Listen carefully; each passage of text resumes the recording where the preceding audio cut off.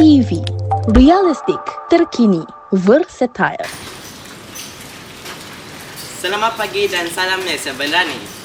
Saya, wakil dari RTV, Malaysia Encana.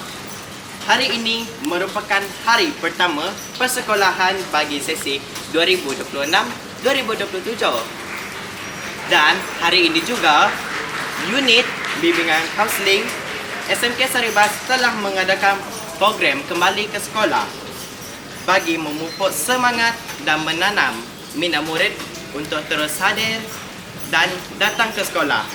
Jom sama-sama kita saksikan.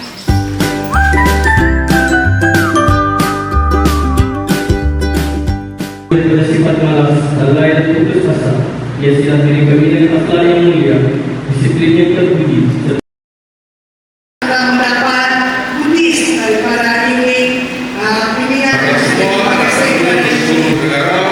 Khususnya pada anak-anak yang melangkah ke alam sekolah, dia akan jadi stres dan akan jadi kemurungan. Bila murung,